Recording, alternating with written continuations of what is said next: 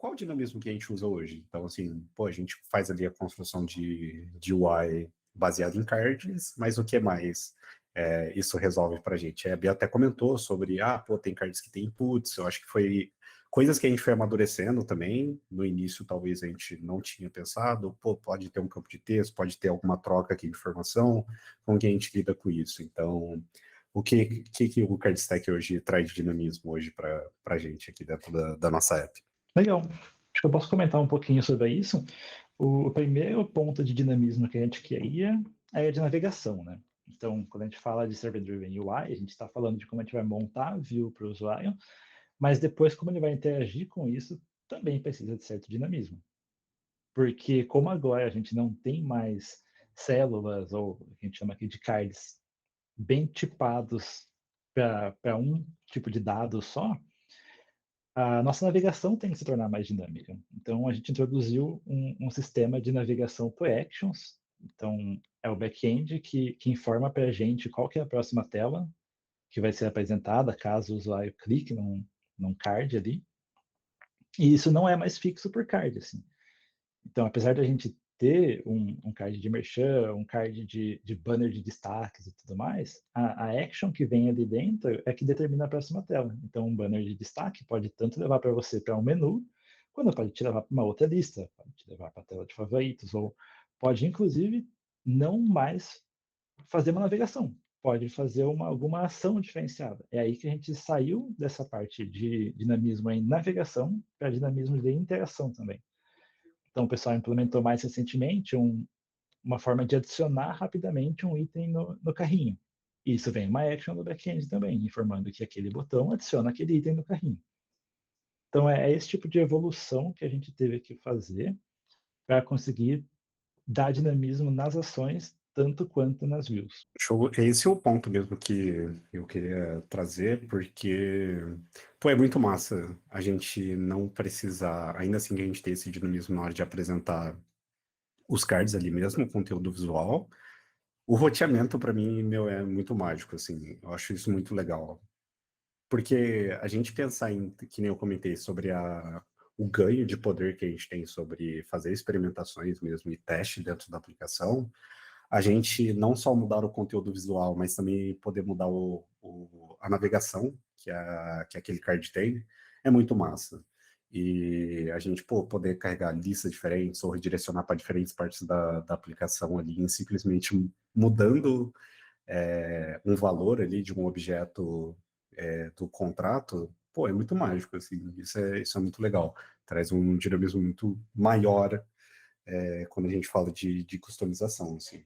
E, pô, essa mudança, assim, se a Bia quiser comentar, pô, lá na parte de catálogo, assim, como que foi isso numa decisão de produto? Quais são os resultados, não em números aqui, porque não são compartilháveis, mas algumas quick wins, assim, que a gente teve na visão do catálogo, assim, usando o CardStack, assim, se quiser comentar.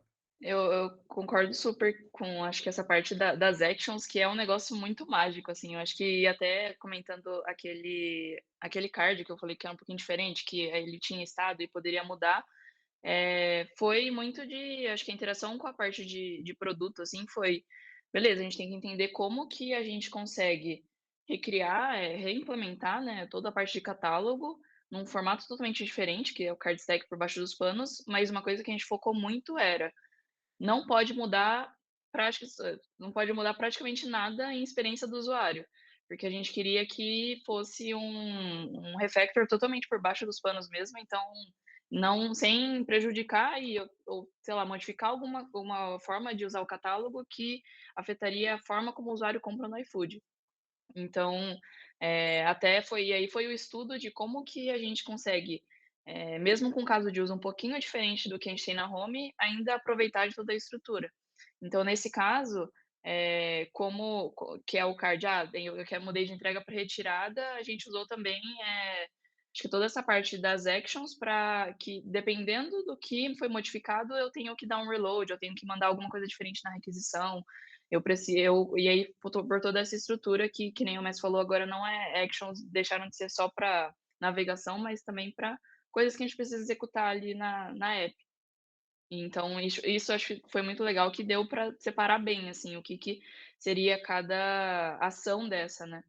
Mas eu acho que, assim, e aí dando um passo para trás, voltando para a pergunta de o que que mais mudou, assim, em questão de o maior benefício de trazer o CardSec para o catálogo para o CardStack, eu diria que foi a simplificação de todas as lógicas absurdas que a gente tinha no catálogo. Que a gente passou muita coisa para o back-end, então mapeamos várias lógicas que a gente tinha e que já estavam muito diferentes Android e iOS. Então tudo isso foi para o back, mas até, arquiteturalmente também foi uma mudança bem legal, assim, que a gente conseguiu fazer na hora de estruturar, porque ficou muito, acho que os módulos maiores que a gente tem no iFood, a gente usa clean.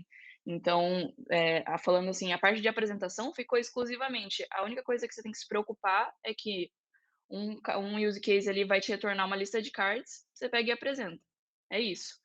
E aí toda a parte dos testes dessa parte de apresentação ficou bem isolada, porque, já tem toda a separação pelos protocolos e, assim, acho que é um dos maiores benefícios que a gente tem da forma como o Server Driven foi implementado no nosso projeto, que é a cena, ela desconhece que tipos de cards estão sendo apresentados, ela sabe que são cards.